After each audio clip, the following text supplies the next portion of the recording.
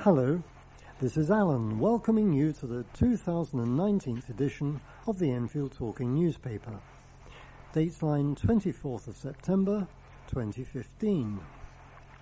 The readers this week are Sonia, Jenny, Roz and myself, with Jason on the controls.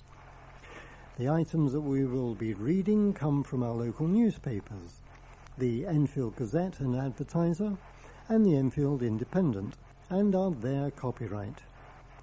Our title music is Country Rock Polka, as usual, composed by Pat Pree, Fernand Bouillon and Harry Breuer, and is performed by Jean-Jacques Perry, and is used with his kind permission.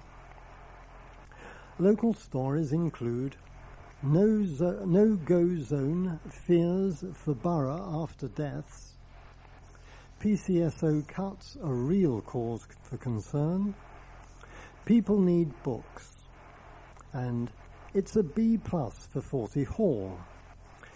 First of all, we've got some special news items about Enfield Forum.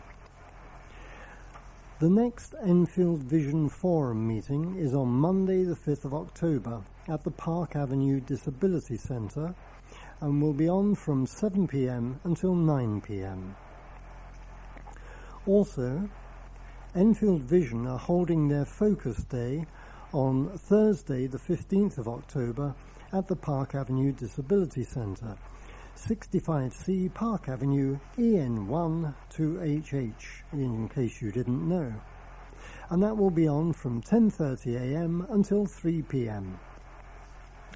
A buffet lunch will be provided from 12 noon.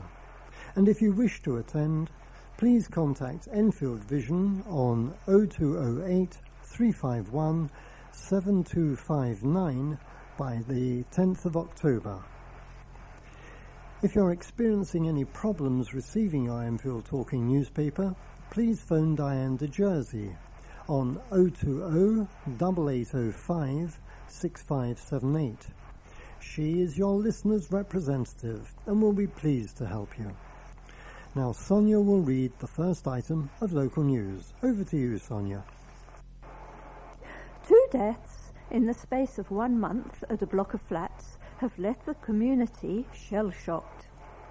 3 people have been charged following the murder of a 25-year-old woman in Gainsborough House, Ailey Croft, Bush Hill Park, last Thursday.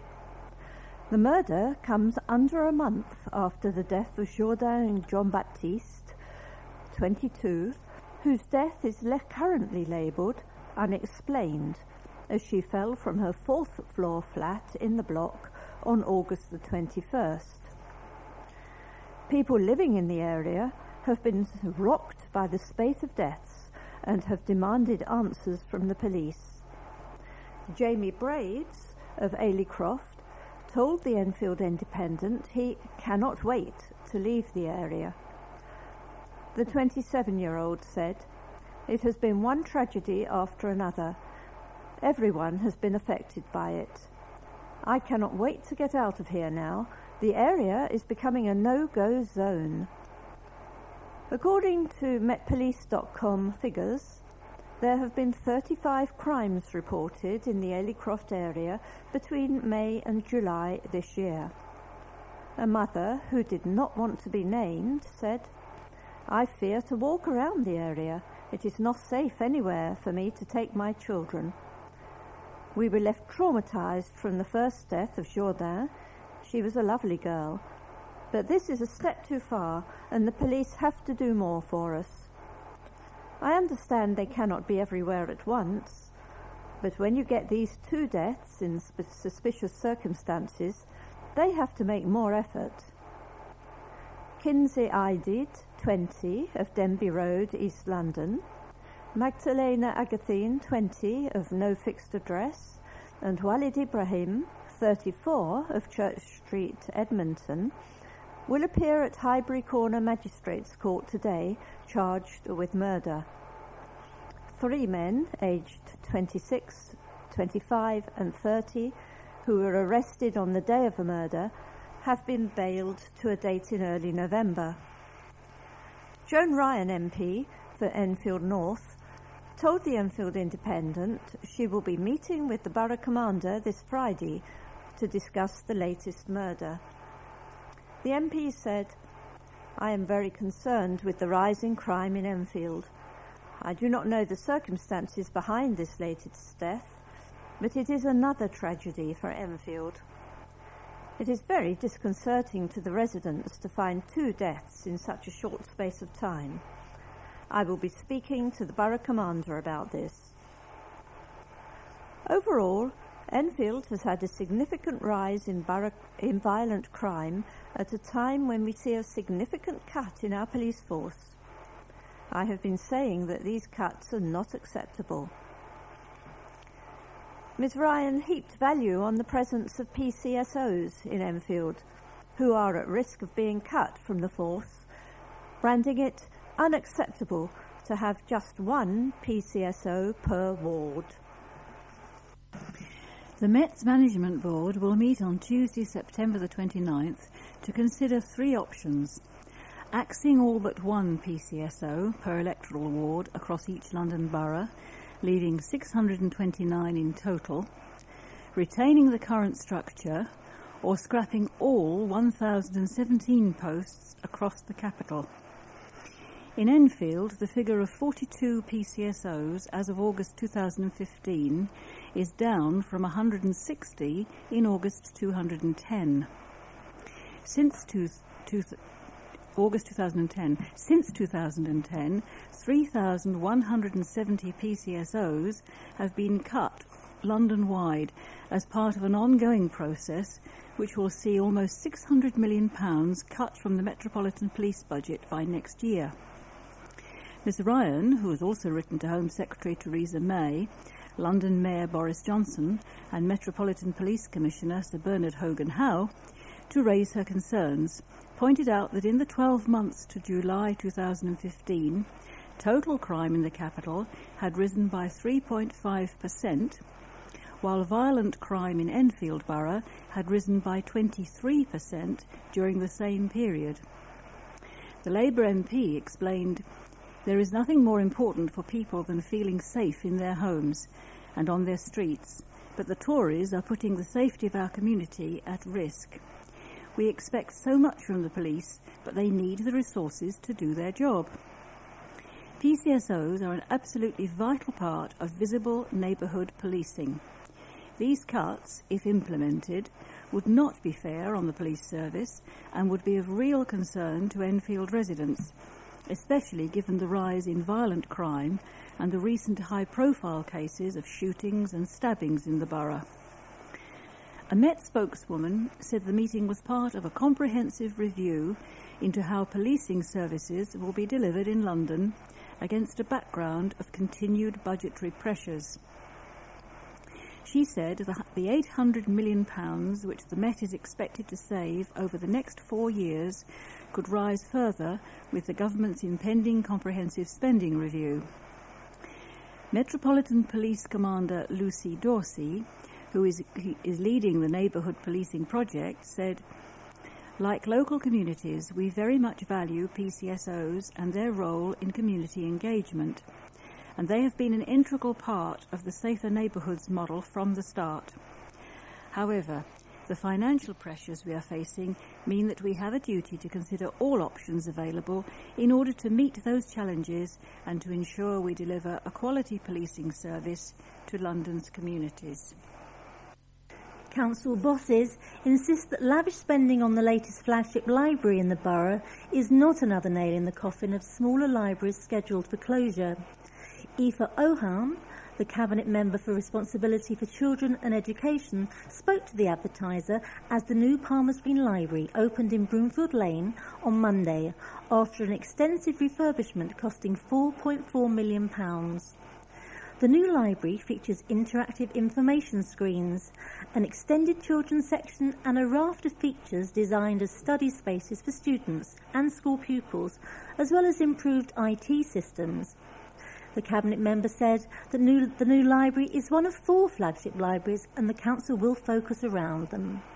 The plans passed by councillors before the summer mean that the local authority will concentrate its resources on those 4 libraries, while the 13 other libraries will be run on a smaller scale in partnership with volunteer organisations, and even Miss Orhan has suggested business groups.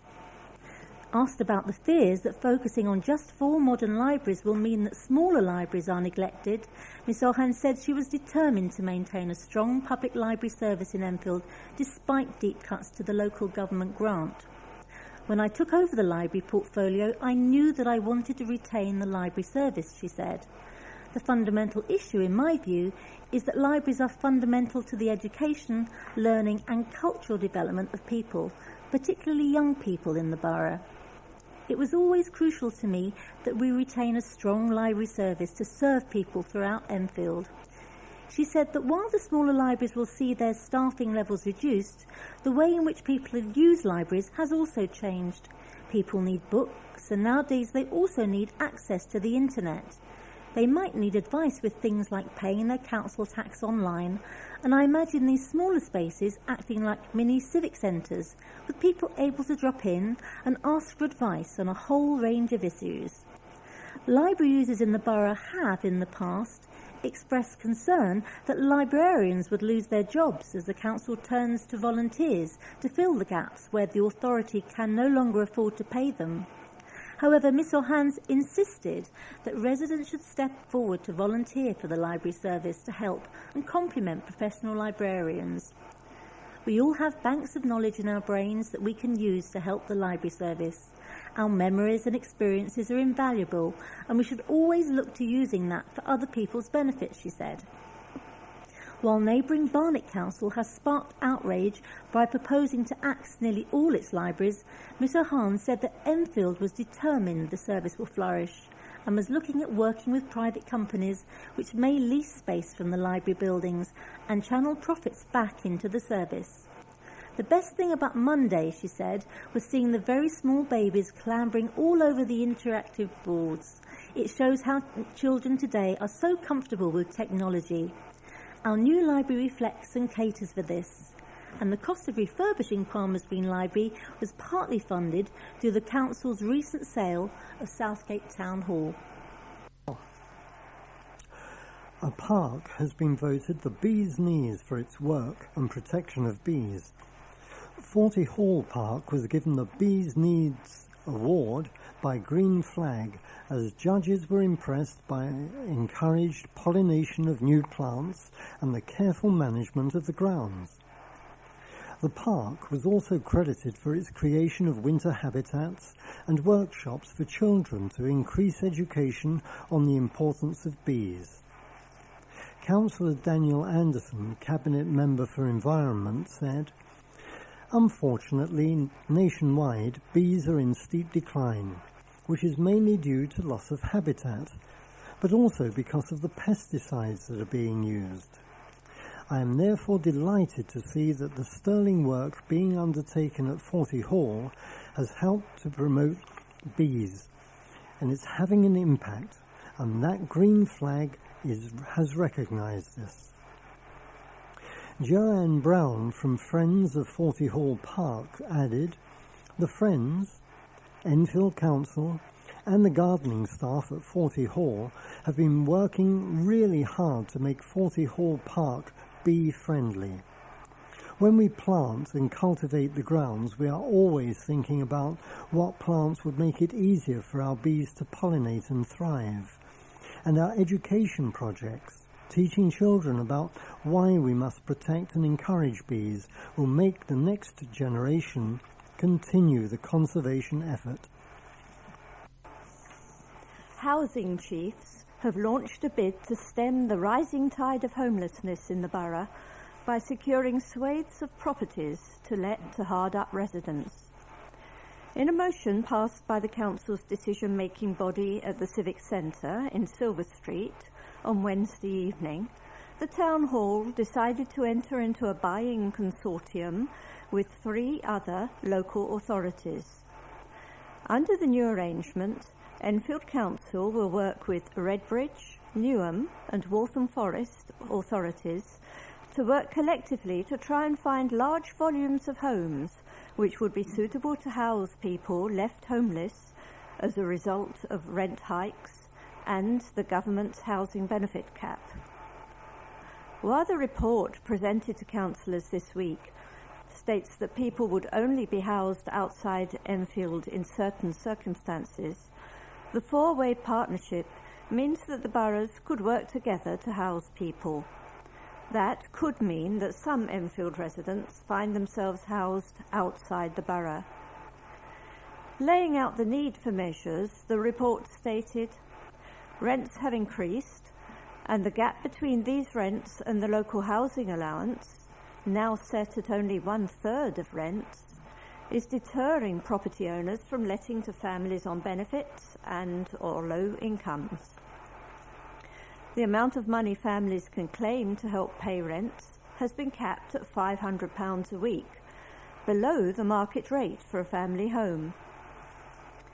With rents in London continuing to rise exponentially, many residents are being evicted and are ending up in rent arrears. The council is currently trying to house homeless families and individuals in overnight emergency accommodation such as bed and breakfasts and hotels. But the report outlines that this short-term approach cannot be maintained, as the cost of a council could rise to as much as £7.6 million in 2015 to 16. Projected figures show that by entering into the consortium, the council could save £3,250 per property per year if it can secure 250 long-term lets. Working with the other councils to try and find accommodation in the private rented sector that they can secure on a long-term basis, Enfield Council will attempt to find landlords it can work with who will not evict tenants in order to bring in residents who can afford to pay higher rents. Ahmet Oykaner, the Cabinet Member for Housing, explained that while the council will not be buying property to use as social housing, it will use its partnership with the other local authorities to enter into collective bargaining with landlords in the borough to secure long-term lets. He said that although landlords make more money from the short-term nightly lets, he believes landlords will be keen to enter into longer-term agreements with local authorities, as the council will help with management and maintenance of the property. He admitted that while sometimes an Enfield resident would be housed in one of the neighbouring cooperating boroughs, it would only be in exceptional circumstances. He told the Advertiser, "You have to bear in mind things like childcare, support networks and schools. Working together will enable us to procure larger amounts of accommodation and drive down the cost of housing families in desperate need of a safe roof over their head." Hundreds of tributes have flooded in for a teenager who was hit by a train. Frank O'Donoghue, 16, was killed after being hit by a train at Enfield Chase Station on Sunday, September the 13th. Flowers and messages have adorned a lamppost on Chase Green, close to the station, in memory of the teenager. A message from Brian included a photo of the Tottenham Hotspur logo and the message, "Up the Spurs." He also said, "I will treasure our hilarious moments together. Without you, me and our friends would not be the same people today. You gave us the laughter we needed and courage in times when we needed it most." Josh M. wrote, "You're a top lad with loads of things going for you, and we're so proud of you. Absolutely heartbroken you're gone. R.I.P. bro, you will never be forgotten." A message from Nathan included a drawing of Frank's name etched into the Batman logo. He wrote, "I only knew you for a year, but I will treasure the moments we had. Rest in peace and stay high." The Highlands Secondary School student was entering sixth form at the school in Wallsend Lane. Head teacher Bruce Goddard said the school was devastated to learn of his sudden death and paid tribute to him. "Our whole school community is devastated at the sudden loss of our Frank. He was a fantastic student and a wonderful friend to so many at Highlands, loved as much by the staff who taught him as by his friends. He'd only just entered the sixth form, having achieved excellent GCSEs and had so much to look forward to. Our love and sympathy go out to all his family, who know we will support them in whatever way we can. Another message that was accompanied by flowers on the lamppost, which had an umbrella to protect the tributes, said, "You are the only person I know who could light up a room with a smile.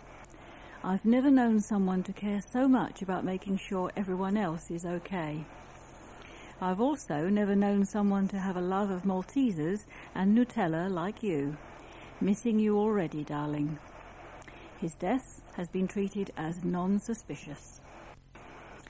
A housing group has defended its track record after concerns were raised about its takeover of Trent Park Mansion. Barclay Housing Group purchased the site last week after the failed ownership of Malaysian University ACUMS, who bought the site for an estimated $30 million in 2013. Formerly owned by Middlesex University, the site includes the Grade 2 listed mansion and a number of student accommodations, which has been used as a film set this year to record BBC's Murder in Successville. Despite an overall positive response, concerns were raised at the future of the mansion and its access to the public. However, chairman of the Barclay Group, Tony Pidgley, revealed that the company had a great track record of developing on historic sites. He said Barclay has a great track record of developing on historic sites significance in a sensitive manner, as has been the case with the Grade 1 listed Roehampton House and St Joseph's Gate in Mill House, amongst others.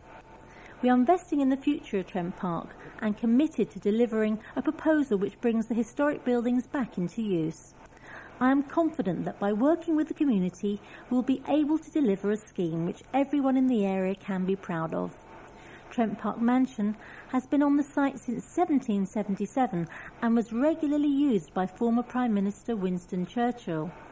Barclay will now undertake a full consultation process and could set up a consultation council made up of a community group to determine the best future of the mansion. MP for Enfield Southgate David Burrows added, "I welcome the opportunity for full public engagement to determine the secure and future of Trent Park's wonderful heritage and environment." For it. Radical changes are set to sweep through one of Enfield Town's oldest icons. The Enfield Town Market, which has stood in the area since 1303, yes, 1303, will undergo a revamp next month as a new market gets set to relaunch. Run by the old Enfield Charitable Trust, the market will still take place 3 days a week, but the Trust also has plans to put on extra community events throughout the year. The market made a loss for the first time in its history last year, and trustees are desperate to restore the market as a centrepiece in the town. All the old stalls will be replaced with gazebos as the Trust goes on the hunt for new traders to take their place at the reformed market with existing traders. A Trust spokeswoman said, "We're really excited about the planned new market. It is vital that we continue to support these small, independent businesses, as well as offering a more vibrant, exciting market adapted to the needs and shopping habits of local people." Plans include later opening hours, with the market set to keep trading until 5:30 p.m. on weekdays, as well as introducing a food court into the centre of the market with an emphasis on quality hot food. At a packed meeting held in the King's Head on the Market Place, Enfield market traders heard from a new management team for just what was in store for them come October. The team brought in to breathe new life into Enfield Market are the Market Doctors, who between them have nearly 50 years' experience.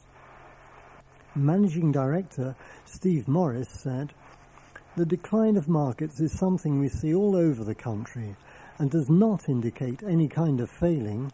Rather, the trusts are to be commended in recognising that changes need to be made and sticking to their commitment to deliver the market and make it fit for purpose in the 21st century. Among changes already mentioned, the marketplace will be Wi-Fi enabled, and we will be encouraging traders to take payments through mobile phones. We also hope to work closely with other businesses in the town to deliver a programme of events throughout the year that will make Enfield Town Centre a place where people will want to spend time, catch up with friends and eat great food, as well as a place to shop. During the relaunch on October the 1st, local businesses and VIPs will be going to the official relaunch of the market, which will also be attended by Deputy Mayor of London, Roger Evans. The ribbon will be cut by young high jump hopeful Chris Candu, whose travel expenses to sports events are assisted by one of the trusts in Enfield's grants. Power tools and bikes are being stolen from sheds and outbuildings in a spate of burglaries. Police are advising homeowners to lock all windows and doors, check shed doors are secure, and consider marking their postcodes onto valuable gardening equipment. Households are also being encouraged to make sure their shed is well lit with security lights at night, and special care should be taken in homes where thieves can easily access the back garden from the street. The warnings come after a series of burglaries across Enfield in which bikes and power tools were stolen. Councillor Yasmin Brett said, "Many people underestimate the value of items in their sheds and how quickly a thief can take a chance and steal valuables. Sometimes tools are stolen from sheds which are later used to commit burglary, so keep your shed safe." Police officers will now begin patrolling the area to look for potential offenders and will be stopping any suspicious people or vehicles. And opticians will be selling something different as it raises money for World Alzheimer's Day. Scriven's Opticians and Hearing Care in Green Lanes, Palmer's Green, will be hosting a cake sale next week for Alzheimer's Society. The group will also donate £1 for every hearing test taken between September the 21st and 26th.